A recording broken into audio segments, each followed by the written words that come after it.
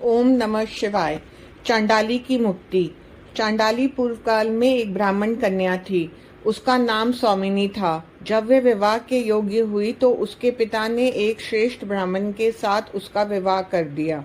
विवाह के बाद वह भोग विलास में पड़ गई। उसके रात दिन भोग विलास में पड़ने के कारण अपने पति को रोगी बना दिया। कुछ दिनों के बाद उसके पति की मृत्यु हो गई, किंतु उसकी भोग की लिप्सा की न छूटी। वह स्वतंत्र हो गई। अपनी कामना की तृप्ति के लिए वह वेश्या बन गई।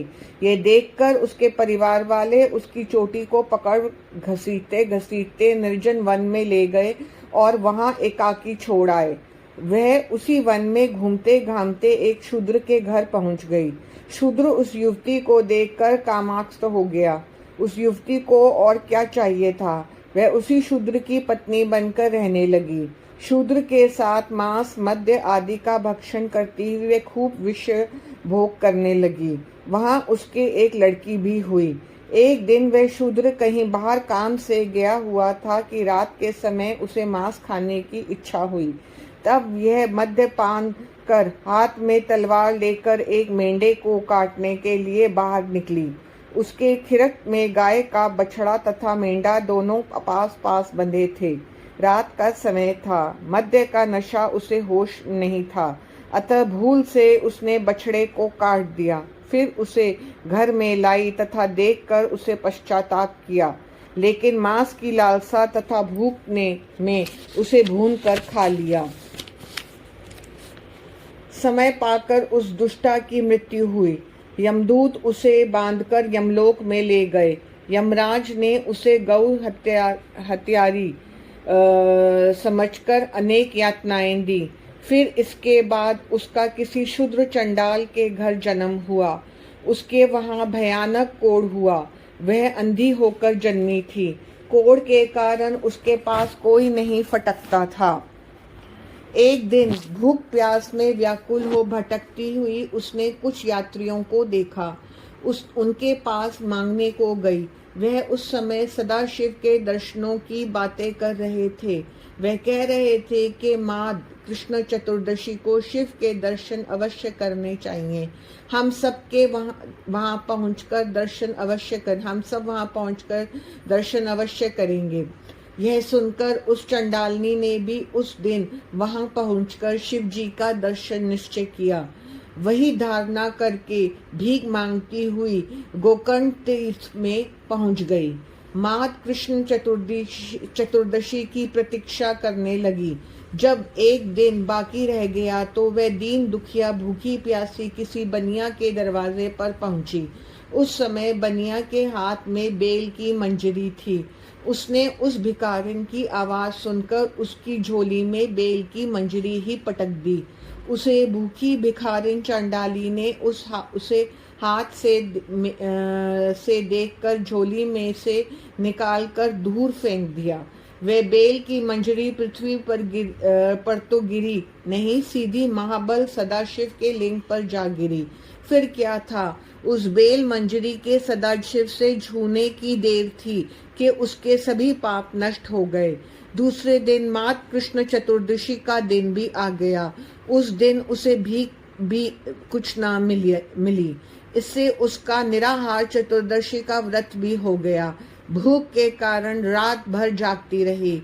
इससे उसका जागरण भी हो गया। शिव की इच्छा से उसी दिन उसकी मृत्यु हो गई। शिवजी उस पर प्रसन्न हुए। विमान में बैठकर वह शिवलोक को प्राप्त हुई। महाबल शिव की महिमा। मित्र से नामक एक अत्यंत धनुषधारी राजा इक्ष्वाकु वंश का था। वह बड़ा पुण्यात्मा था। उसकी पत्नी का नाम दमयंती था। वह भी नल की पत्नी दमयंती के समान पतिव्रता थी। वह राजा सेना के साथ शिकार खेलने हुए घने जंगल में जा पहुंचा। उसने देखा कि एक कर्मठ नाम का दानव महात्मा मंडक जी को व्याकुल कर रहा है। राजा ने बाण से उस दैत्य को मार दिया। उस दानव के छोटे भाई ने इस राजा से बदला लेने का निश्चय किया। वह कर्मठ का छोटा भाई कपट वेश धारण करके राजा के यहाँ नौकरी करने आया। राजा से बोला कि मैं रसोई बहुत उत्तम बनाता हूँ, षट्रस व्यंजनों को बना बनाकर आपको तृप्त करता रहूंगा। राजा ने उसे अपना रसोइया बना लिया। इस प्रकार रहते हुए एक दिन राजा के घर गुरु जयंती का पर्व आया। राजा ने निमंत्रण गुरु वशिष्ठ जी को भेजा। गुरुदेव नियत समय पर राजा के घर पहुँचे। उस कपटी दानव ने अच्छा अवसर जानकर साग में मांस रांध दिया और वही गुरु वशिष्ठ जी को परोस दिया। गुरुदेव जान गए कि इसमें तो मांस है। क्रोध करके राजा से बोले, अरे पापी राजा, तू मुझे भी पापी बनाना चाहता है। तूने मुझे मांस परोस दिया। मैं तुझे शाप देता हूँ कि तू राक्षस हो जा। यह कहकर पुनः वशिष्ठ जी सोचने लगे कि अरे इसमें राजा का कोई दोष नहीं है, यह तो कपटी रसोइया का अपराध था। फिर प्रसन्न होकर राजा से बोले, राजन, तेने अपना रसोइया विचार कर नहीं रखा, ये तो दैत्य है, इसी का ये कार्य है। मेरा दिया हुआ ये शाप तो हट नहीं सकता, परंतु तू 12 वर्ष तक राक्षस योनि में रहेगा। इतना कहकर गुरुजी चले गए। शाप के कारण राजा महाहत्यारा राक्षस बना वन में अनेक जीवों को मारकर खाने लगा। एक दिन घूमते घामते एक आश्रम पे जा पहुंचा। वहां एक मुनि को देखा। वह मुनि अभी किशोर अवस्था का था। उसे देखकर वह ललचाया हुआ पकड़ने को दौड़ा। मुनि पत्नी तरुणी ने उसे देख लिया। तब उस मांसाहारी राजा ने उस मुनि को पकड़ लिया। भूख के कारण खाने को तैयार हुआ। मुनि पत्नी ने नम्र होकर प्रार्थना की कि महाराज आप इन्हें छोड़ दो, परंतु उस बूढ़े राक्षस ने एक बात न सुनी, उसे फाड़कर खा गया। उसकी हड्डियां फेंककर चलता बना। रोती हुई मुनि पत्नी ने उन हड्डियों को चुना, चिता बनाकर उस विकराल राक्षस को शाप देती हुई बोली, हे नीच राक्षस, तैने मेरा पति मार दिया, मेरा सुख नष्ट कर दिया है। तू भी यदि स्त्रियों के साथ विहार करने लगेगा तो तेरी मृत्यु हो जाएगी। ये शाप देती हुई वे मुनि की पत्नी सती हो गई। राजा के शाप के 12 वर्ष भी बीत चले थे। 12 वर्ष के बाद राजा को अपना पहला शरीर मिल गया। उसने अपना सारा वृत्तांत तथा मुनि पत्नी का शाप जाकर रानी को सुनाया। यह शाप सुनकर रानी रति क्रीड़ा की इच्छा रखते हुए भी पति को कभी भी पास नहीं आने देती थी, किंतु रानी के कोई संतान नहीं थी। इससे राजा दुखी रहता था। एक दिन राजा वन में निकल गया। वहां भयानक रूप वाली ब्रह्म हत्या को देखा। राजा डर गया। उसने बचने के लिए राजा ने बहुत से तीर्थ, व्रत, तप, नियम आदि किए। राजा बड़ा व्याकुल था। तभी उसने एक पवित्र आत्मा ऋषि को देखा।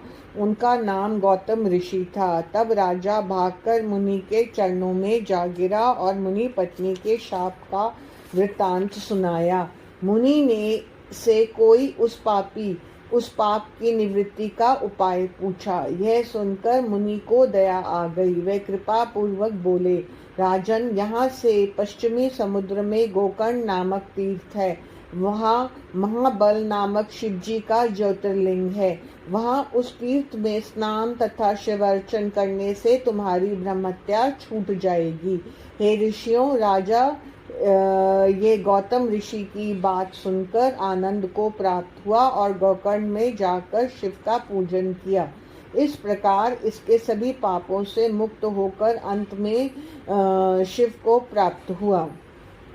सूर्य जी बोले, हे ऋषियों, अब मैं उत्तर दिशा के लिंगों की महिमा का वर्णन करता हूँ। एक और गोकर्ण नामक तीर्थ है जो बड़ा पवित्र और रमणीक है। वहाँ एक सुंदर महावन है। उसमें शिव का चंद्रभाल नामक ज्योतिर्लिंग है। इसे रावण ने लाकर स्थापित किया था। इसके अतिरिक्त वहाँ एक मिश्रिक नामक पवित्र तीर्थ है। उसमें दधीची ऋषि द्वारा स्थापित दधीचेश्वर ज्योतिर्लिंग है। तीर्थ यात्री यहाँ आकर शंकर जी का पूजन करके कृतार्थ हो जाते हैं। नैमिषारण्य में सभी ऋषियों के द्वारा स्थापित विशेश्वर नामक ज्योतिर्लिंग है। शिवलिंग के दर्शन मात्र से ही सभी पातक नाश हो जाते हैं। फिर हत्या नामक मुख्य तीर्थ है। यहाँ अगापह नामक शिवलिंग है जो कि करोड़ों हत्याओं जैसे पापों का शमन करने हैं। देव प्रयाग में सभी पापों के नाशक ललितेश्वर शिव का ज्योतिर्लिंग है। नेपाल में सब प्रकार के मनोरथों को पूर्ण करने वाला, केवल अपने सिर का ही दर्शन देने वाला पशुपतिनाथ नामक ज्योतिर्लिंग विद्यमान है।